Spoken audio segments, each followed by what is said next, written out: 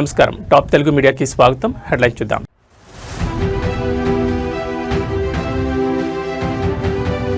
ఇరవై 25 ఆర్థిక సంస్థల కార్యాలయాలకు శంకుస్థాపన. కేంద్ర మంత్రి నిర్మలా సీతారామన్ చేతుల మీదుగా కార్యక్రమం.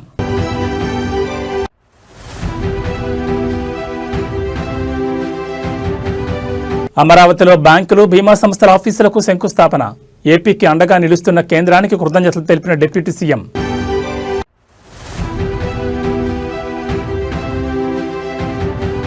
స్థానిక ఎన్నికల జీవో 46పై స్టే ఇచ్చేందుకు హైకోర్టు నిరాకరణ. తెలంగాణలో స్థానిక ఎన్నికలకు లైన్ క్లియర్.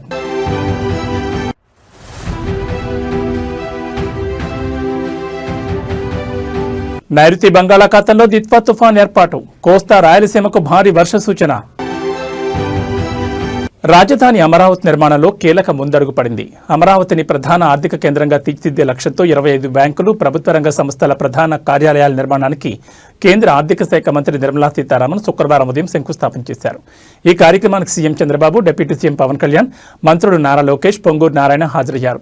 రాజధానిలోని సీడ్ యాక్సిస్ రహదారి పక్కన ఉన్న సిఆర్డీఏ ప్రాజెక్టు కార్యాలయం వద్ద మొదటి బ్లాక్లో ఈ కార్యక్రమం నిర్వహించారు.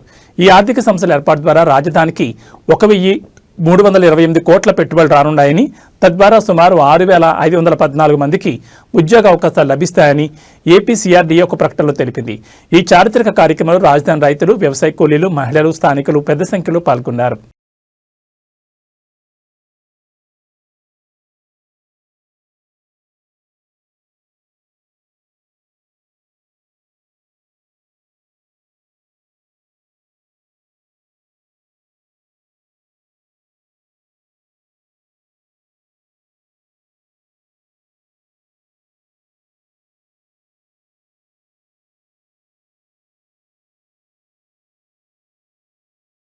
రాజధాని అమరావతిలో అభివృద్ధి పనులు వేగవంతమయ్యాయని, కూటమి ప్రభుత్వం చేస్తున్న అభివృద్ధి ప్రజలందరికీ కనిపించేలా పనిచేస్తోందని డిప్యూటీ సీఎం పవన్ కళ్యాణ్ అన్నారు. అమరావతి ఫైనాన్షియల్ డిస్ట్రిక్ట్లో 1,334 కోట్ల వ్యయంతో నిర్మించనున్న బ్యాంకులు, బీమా కంపెనీల ప్రధాన కార్యాలయాలకు ఆయన శంకుస్థాపన చేశారు. ఈ సందర్భంగా పవన్ కళ్యాణ్ మాట్లాడుతూ, అమరావతిని ఆర్థిక లావాదేవీల కేంద్రంగా తీర్చిదిద్దడంలో ఈ కార్యక్రమం ఒక శుభసూచకమని పేర్కొన్నారు. పలు బ్యాంకులు, బీమా సంస్థల ప్రధాన కార్యాలయాలు ఒకే చోట కొలువుతీరడం అరుదైన విషయమని, ఆ ఘనతను అమరావతి సాధించిందని అన్నారు.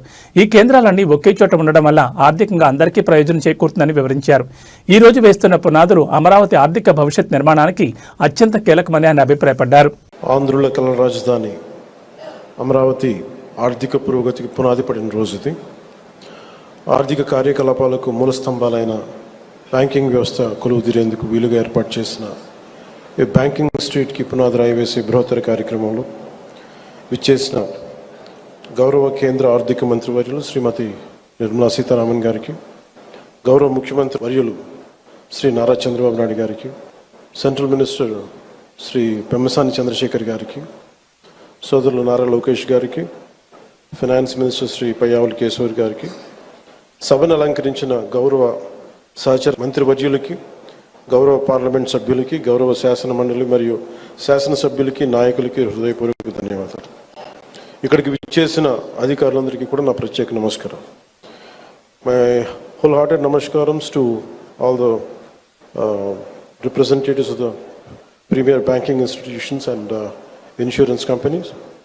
My on behalf of people of AP and our government our heartfelt welcome and నమస్కార్స్ టు యు ఆల్.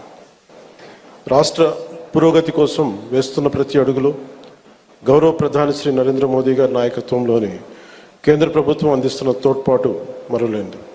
ముఖ్యంగా ప్రత్యేకించి అమరావతి అభివృద్ధికి వారు అందిస్తున్న ప్రోత్సాహం మేము గుండెలో పెట్టుకుంటాం. ఈ రోజున అమరావతి అభివృద్ధి ప్రాజెక్టులు సాగుతున్నాయి అంటే అది నారా చంద్రబాబు గారి నాయకత్వంలోని ఈ ప్రభుత్వం సంకల్ప బలం, మోదీ గారి కేంద్ర ప్రభుత్వ సహకారం. కేంద్రం నుంచి వస్తున్న ఆర్థిక సాయం కాగితాల లెక్కల్లో కరిగిపోకుండా జరుగుతున్న అభివృద్ధి ప్రతి ఒక్కరికి కనపడేలా జవాబుదారీతనంతో ఈ ప్రభుత్వం పనిచేస్తుంది. Madam Nirmala Sitharaman ji, your visit here is not just ceremonial. It is deeply symbolic and strategically significant. By laying the foundation stones for these banking institutions, you are laying the foundation for financial prosperity in our capital. It is a reaffirmation of the central government's commitment to Andhra Pradesh and a personal endorsement from you and Honorable Prime Minister Sri Narendra Modi ji of our developmental vision. నేడు bank of India, Indian bank, bank of Baroda, IDBI, LIC లాంటి premier banking institutions, అలాగే బీమా సంస్థలు ఒకటే చోట ప్రత్యేకించి ఒక banking స్ట్రీట్కి ఉండటం చాలా దేశంలో చాలా అరుదైన పరిస్థితి సంఘటన. అలాంటి దానికి పునాది వేసిన బ్యాంకింగ్ స్ట్రీట్ అమరావతి నగరానికి ఆర్థిక శక్తినిచ్చే అతిపెద్ద అడుగు. ప్రధాన బ్యాంకుల కార్యాలయాలు, ఆర్థిక సంస్థలు ఒకటే చోట ఉండటం వల్ల ఆర్థిక కార్యకలాపాలు, వ్యాపార లావాదేవీలు చాలా వేగంగా పుంజుకుంటాయి. పెట్టుబడిదారుల విశ్వాసం పెరుగుతుంది. ఆ విశ్వాసం అమరావతిని ఆర్థిక కేంద్రంగా నిలబడుతుంది.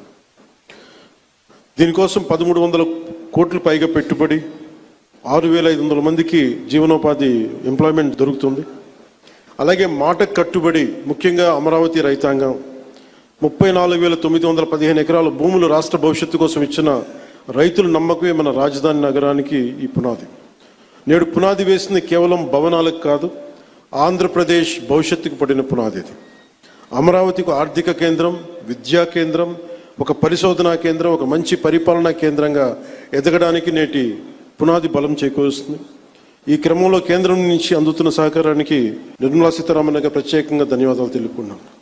ఒకసారి ఆంధ్రప్రదేశ్ ప్రజలందరూ కూడా ఎన్డీఏ ప్రభుత్వం ఏర్పాటు తర్వాత మనకి గౌరవ ప్రధానమంత్రి మోడీ గారు అందించిన సహకారం, ఆయన నాయకత్వంలో ప్రత్యేకించి ఆంధ్రప్రదేశ్కి వైజాగ్లో మీరు పెట్టుబడులు దాదాపు జనవరిలో 2 లక్షల కోట్లు పెట్టుబడికి ఆ రోజు ముందుకు తీసుకెళ్లారు. 7. దేవతల రాజధాని, రైతుల త్యాగం అమరావతి అని రాష్ట్ర మంత్రి నారా లోకేష్ అన్నారు. అమరావతిలో బ్యాంకు భవనాల నిర్మాణం శంకుస్థాపన కార్యక్రమానికి హాజరైన ఆయన మాట్లాడారు. దేవతల రాజధానిని దెయ్యాల్లాగా నాశనం చేయాలని చూశారని, 3 రాజధానుల పేరిట 3 ముక్కలాట ఆడి గత ప్రభుత్వంలో ఒక్క ఇటుకు కూడా పేర్చలేదన్నారు. కానీ ఒక వ్యక్తి నివసించడానికి విశాఖపట్నంలో ప్యాలెస్ కట్టారని గుర్తు చేశారు. ఎన్ని కుట్రలు చేసినా, ఎన్ని ఇబ్బందులు పెట్టినా జై అమరావతి అనే నినాదంతో తామంతా ముందుకెళ్లామన్నారు. ఒకే రాష్ట్రం, ఒకే రాజధాని కోసం పోరాడామన్నారు. జై అమరావతి అంటే కేసులు పెట్టారని, మహిళలను పోలీసు బోట్లతో తన్నారని పేర్కొన్నారు. 1130 రోజులు ఉద్యమం నడిచిందని అన్నారు. 270 మంది రైతులు ప్రాణాలు కోల్పోయారని గుర్తు చేశారు. 3000 మందికి పైగా రైతులపై కేసులు పెట్టారన్నారు. ప్రధానమంత్రి శంకుస్థాపన చేసిన అమరావతి అని తామంతా గర్జించామన్నారు. ప్రపంచంలో ఎందరో ఆర్థిక శాఖ మంత్రులున్నారు, కానీ నిర్మలా సీతారామన్ 8 కేంద్ర బడ్జెట్లు ప్రవేశపెట్టారని కొనియాడారు. వారు లండన్లో ప్రొఫెషనల్ కెరీర్ ప్రారంభించారన్నారు. 2008లో బీజేపీలో చేరి రాజకీయ ప్రస్థానం ప్రారంభించారన్నారు. ఫోర్బ్స్ మ్యాగజైన్ జాబితాలో వరుసగా 6 సార్లు పవర్ఫుల్ ఉమెన్గా నిలిచారు. ఎంత ఎదిగినా వదగాలని వారిని చూసి నేర్చుకున్నామని మంత్రి లోకేష్ చెప్పారు. అనేక సార్లు మంగళగిరి చీరలు ప్రమోట్ చేశారన్నారు. మంగళగిరి వాసుల తరపున వారికి ధన్యవాదాలు తెలిపారు. 3 రాజధానులని 3 ముక్కలు ఆటలాడి కనీసం ఒక్క ఇటుక కూడా అయిన పరిస్థితి మనందరం చూసాం. కానీ ఒక్క వ్యక్తి నివసించడానికి 700 కోట్ల రూపాయలు ఖర్చు పెట్టి విశాఖపట్నంలో ప్యాలెస్ కడతాం కూడా ఆంధ్ర రాష్ట్ర ప్రజలు చూశారు, మనందరం చూసాం. జై అమరావతి అన్నందుకు రైతుల పైన కేసులు పెట్టారు. మహిళలు ఏకంగా పోలీసు బూటులతో ఆనాడు అంతం కూడా మనందరం చూసాం. 1631 రోజులు అమరావతి ఉద్యమం నడిచింది. 2000 మంది, 270 మంది రైతులు వాళ్ళ ప్రాణాలు కోల్పోతాం కూడా చూసాం. సుమారుగా 3000 మంది రైతుల పైన ఆనాడు కేసులు పెడతాం కూడా మనందరం చూస్తాం జరిగింది. కానీ ఆనాడే చెప్పాం, ఆపేసేదానికి అమరావతి ఎవరో ఇంట్లో స్విచ్ కాదు, ఇది పవర్ఫుల్ ప్రధానమంత్రి నరేంద్ర మోడీ గారు శంకుస్థాపన చేసిన అమరావతి అని. ఈ రోజు ఒకే రోజు 15 బ్యాంకులకు కేంద్ర మంత్రి నిర్మలా సీతారామన్ గారు శంకుస్థాపన చేశారు. ఈ బ్యాంకుల నిర్మాణంతో అమరావతిలో ఏకంగా ఒక బ్యాంక్ స్ట్రీట్ ఏర్పాటు అవుతుంది. 15 బ్యాంకులు, వివిధ ఇన్సూరెన్స్ సంస్థలు సుమారుగా 1334 కోట్లతో వాళ్ళ కార్యాలయాలు కూడా ఇక్కడ ఏర్పాటు చేసుకోబోతున్నారు. తద్వారా సుమారుగా 7000 మందికి ఉద్యోగాలు కూడా రాబోతున్నాయి. Andhra Pradesh Grameena bank, central bank of India, Apcob, bank of India, Canara bank, state bank of India, union bank of India, bank of Baroda, Indian bank, NABARD, Punjab national bank, Indian overseas bank, IDBI bank, new India insurance company, ఈ రోజు వీళ్ళందరూ కూడా పెద్ద ఎత్తున అమరావతిలో పెట్టుబడులు కూడా పెడుతున్నారు. దీనికి కారణం మేడం నిర్మలా సీతారామన్ గారు. నైరుతి బంగాళాఖాతంలో ఏర్పడిన దిత్వా తుఫాన్ ప్రభావంతో ఆంధ్రప్రదేశ్లో రానున్న 2 రోజులు భారీ వర్షాలు కురిసే అవకాశం ఉందని విపత్తుల ప్రతిస్పందన సంస్థ హెచ్చరించింది. కోస్తా, రాయలసీమ ప్రాంతాల్లో శని, ఆదివారాల్లో ప్రజలు అప్రమత్తంగా ఉండాలని సూచించింది. ప్రస్తుతం ఈ తుఫాన్ శ్రీలంక తీరానికి సమీపంలో ట్రిన్కోమలీకి 80 కిలోమీటర్ల దూరంలో కేంద్రీకృతమై ఉంది. పుదుచ్చేరికి 480 కిలోమీటర్లు, చెన్నైకి 580 కిలోమీటర్ల దూరంలో ఉన్న ఈ తుఫాన్ గడిచిన 6 గంటల్లో గంటకు 8 కిలోమీటర్ల వేగంతో నెమ్మదిగా కదులుతోంది. ఆదివారం నాటికి ఇది ఉత్తర తమిళనాడు, పుదుచ్చేరి, దక్షిణ కోస్తాంధ్ర తీరాల సమీపానికి చేరుకుంటుందని అధికారులు అంచనా వేస్తున్నారు. ఈ పరిణామాల నేపథ్యంలో విపత్తుల ప్రతిస్పందన సంస్థ ఎండీ ప్రకాష్ జైన్ కీలక సూచనలు జారీ చేశారు. తుఫాను ప్రభావంతో సముద్రం అల్లకల్లోలంగా ఉంటుందని, అందువల్ల మత్స్యకారులు ఎవరూ వేటకు వెళ్లొద్దని ఆయన స్పష్టం చేశారు. అదేవిధంగా రైతులు కూడా తమ వ్యవసాయ పనుల్లో తగిన జాగ్రత్తలు తీసుకోవాలని కోరారు. అధికారులు పరిస్థితిని నిరంతరం సమీక్షిస్తూ అవసరమైన చర్యలు తీసుకుంటున్నారు.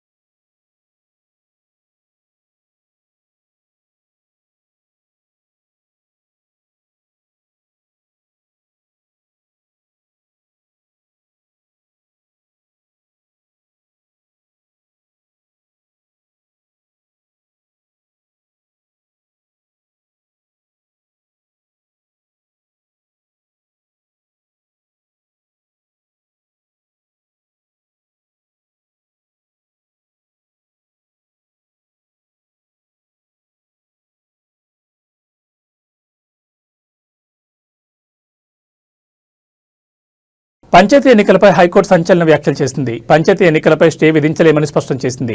పంచాయతీ ఎన్నికలపై జీవో 46ను సవాల్ చేస్తూ దాఖలైన పిటిషన్ను విచారించింది హైకోర్టు. ఎన్నికలపై స్టే విధించలేమని విచారణ 2 నెలలకు వాయిదా వేసింది. నోటిఫికేషన్ వచ్చాక తాము ఎలాంటి జోక్యం చేసుకోలేమని చెప్పింది. కౌంటర్ దాఖలు చేయాలని ప్రభుత్వానికి హైకోర్టు ఆదేశించింది. మేమే ఎలక్షన్స్ నిర్వహించాలని ఆదేశించి మేమే స్టే ఎలా ఇవ్వగలమని కోర్టు పేర్కొంది. కౌంటర్ దాఖలు చేయాలని ప్రభుత్వాన్ని ఆదేశించిన హైకోర్టు తదుపరి విచారణను 8 వారాలకు వాయిదా వేసింది.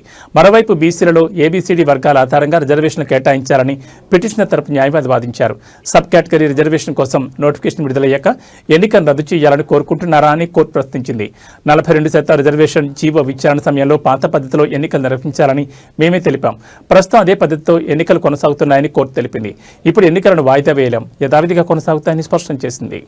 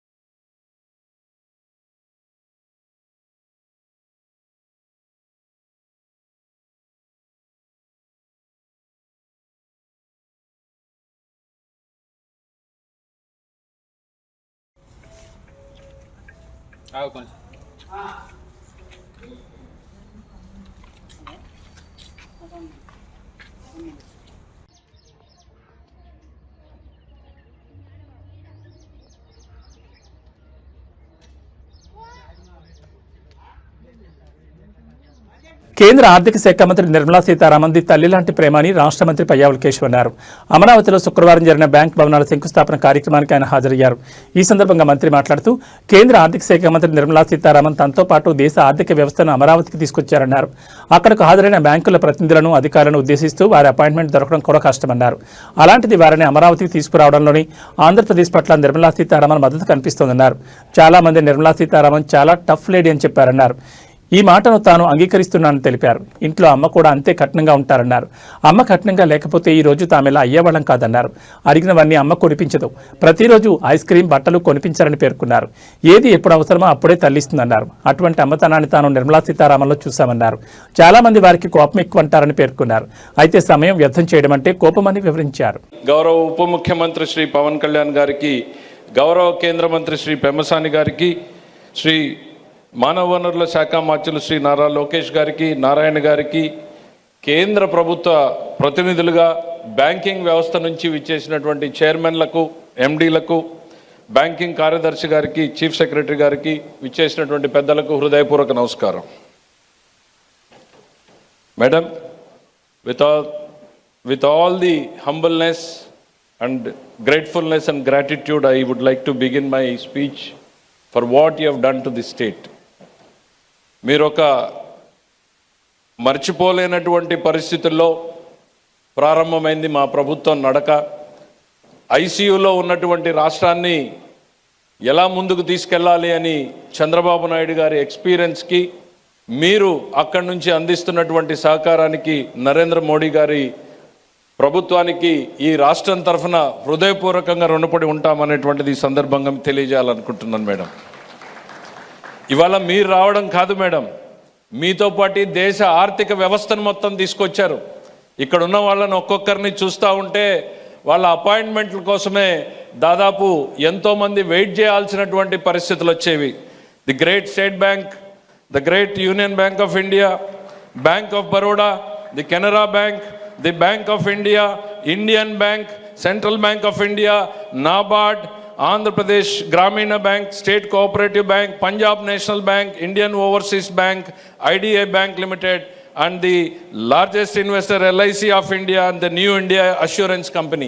దేశ ఆర్థిక వ్యవస్థ మొత్తం ఈరోజు బొంబాయిలో లేదు, అమరావతిలో ఉంది అనడానికి ఇంతకన్నా మీరు మాకు ఇస్తున్నటువంటి సపోర్ట్కి ఇంతకన్నా వేరే ఏం ఎగ్జాంపుల్ అవసరం లేదు madam. With all the whole heartedness you have been supporting us and we shall be ever grateful to you. నా స్పీచ్లోకి వెళ్ళే ముందు వారితో నాకున్నటువంటి ఒక సంవత్సరంలో నా అనుభవాలను 2 పంచుకోవాలనుకుంటున్నాను.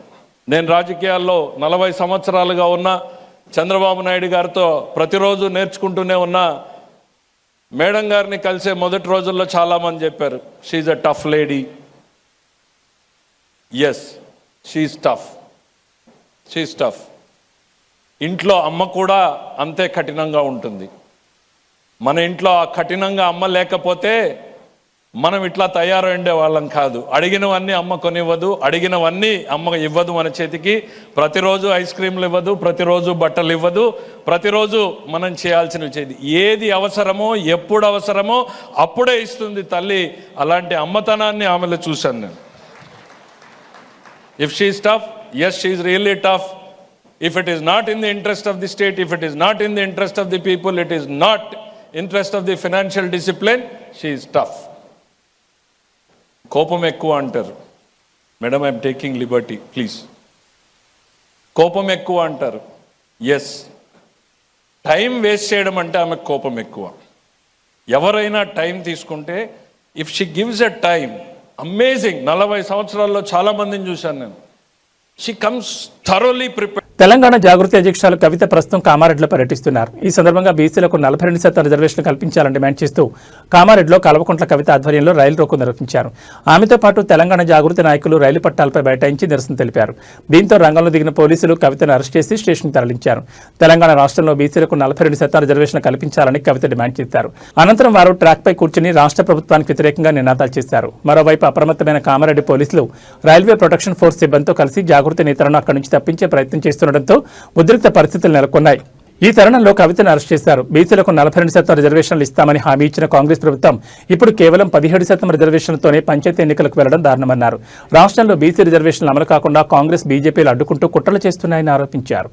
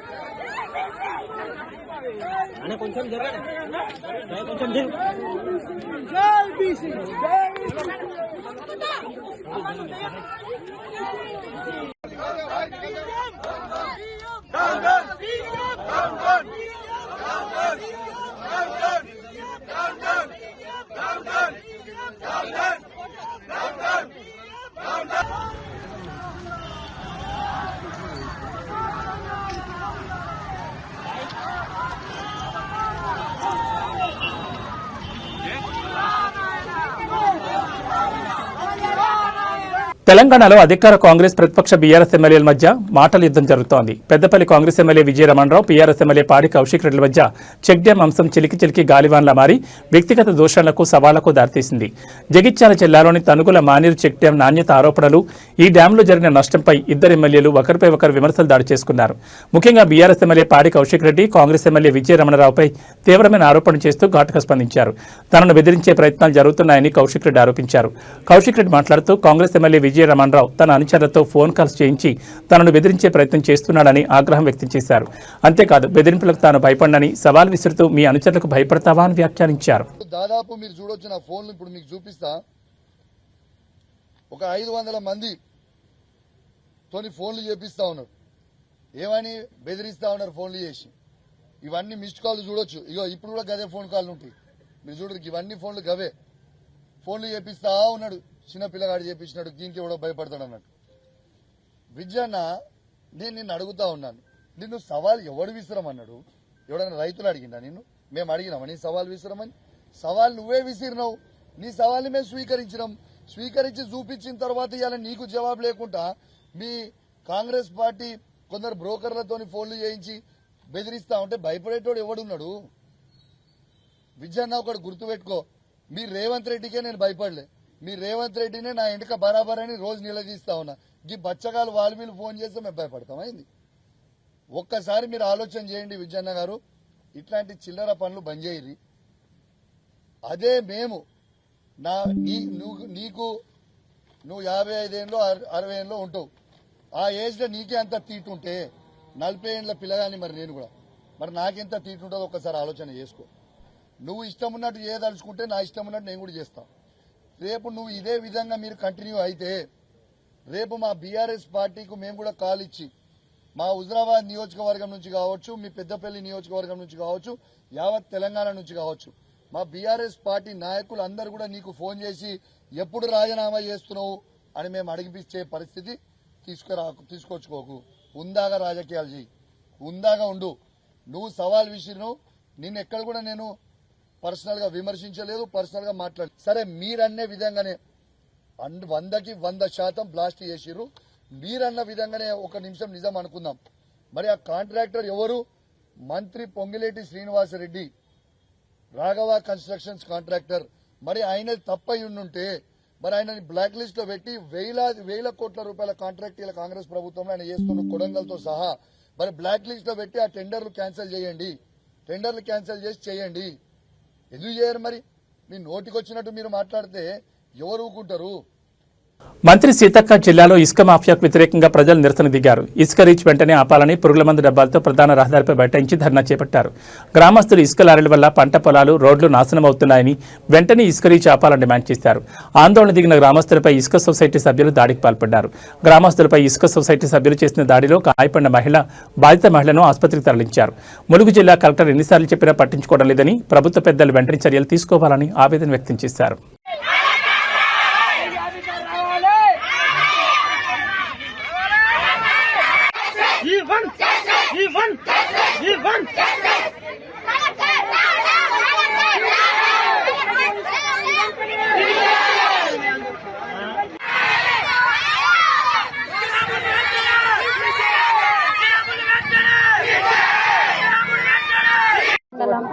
అబ్బాయిగూడెం గ్రామం. మేము చాలకి వెళ్ళడానికి చాలా ఇబ్బందిగా ఉన్నది. అసలు మా వాళ్ళు చాలకి మందు ఎక్కిద్దామని పోతే మా ఆయన్ని పొద్దుట కొట్టిండ్రు, ఎటు వెళ్తానమని కొట్టిండ్రు. చేనుకాడికి కూడా వెళ్ళే అవకాశం మాకు లేదా? మేము పంట వేసుకున్నాం కదా, ఎన్నో లక్షలు పెట్టి వ్యవసాయం చేస్తున్నాం కదా, మా మిర్చి పైరుకి మందు కొట్టుకుంటాం, మేము మందు ఎక్కించుకుంటాం. పోయినా కానీ అక్రమంగా వాళ్ళు ఏదో చేస్తాను అని మా చేనుల కాడికి వెళ్తుంటే మా ఆయన్ని పొద్దుట కొట్టిండ్రు వాళ్ళు దౌర్జన్యం. పల్నాడు జిల్లాలో సంచలనం సృష్టించిన జంట హత్యల కేసులో మాచర్ల మాజీ ఎమ్మెల్యే పిన్నెల్లి రామకృష్ణారెడ్డి ఆయన సోదరుడు వెంకట్రామరెడ్డికి సుప్రీంకోర్టులో గట్టి ఎదురుదెబ్బ తగిలింది. ఈ కేసులో వారు దాఖలు చేసుకున్న ముందస్తు బెయిల్ పిటిషన్ను సర్వోన్నత న్యాయస్థానం శుక్రవారం కొట్టివేసింది. పిన్నెల్లి సోదరులు ముందస్తు బెయిల్కు అర్హులు కాదని జస్టిస్ సందీప్ మెహతా నేతృత్వంలోని ధర్మాసనం స్పష్టం చేసింది.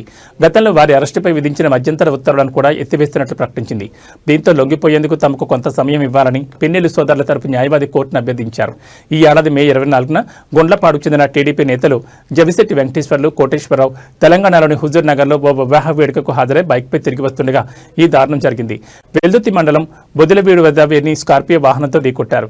ఈ ఘటనలో వెంకటేశ్వర్లు అక్కడికక్కడే మరణించగా తీవ్రంగా గాయపడిన కోటేశ్వరరావును రాయితో కొట్టి చంపినట్లు పోలీసులు తమ దర్యాప్తులో తేల్చారు. ఇది ప్రమాదం కాదని హత్యేనని స్థానిక ఎమ్మెల్యే జోలకట్టి బ్రహ్మారెడ్డి మృతుల బంధువులు ఫిర్యాదు చేయడంతో పోలీసులు కేసు నమోదు చేశారు. ఈ కేసులో మొత్తం 7గురిని నిందితులుగా చేర్చగా A6గా పిన్నెల్లి రామకృష్ణారెడ్డి, A7గా ఆయన సోదరుడు వెంకట్రామరెడ్డి ఉన్నారు. అరెస్టు భయంతోనే వారి ముందస్తు బెయిల్ కోసం సుప్రీంకోర్టును ఆశ్రయించగా తాజాగా వారి పిటిషన్ తిరస్కరణకు గురైంది.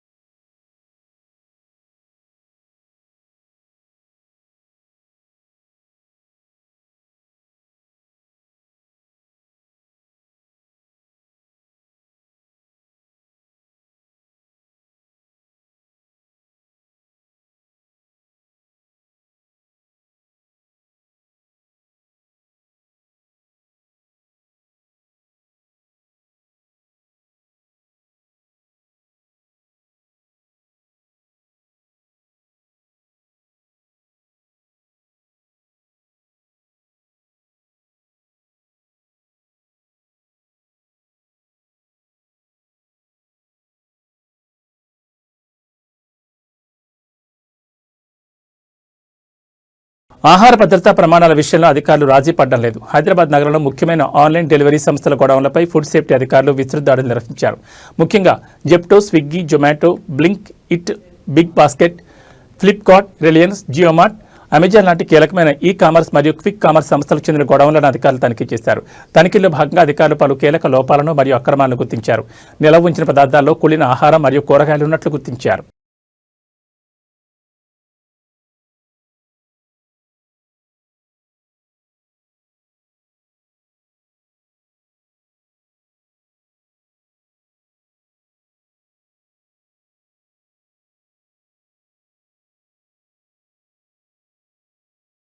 ఇవి బులెటిన్ విశేషాలు. నమస్కారం.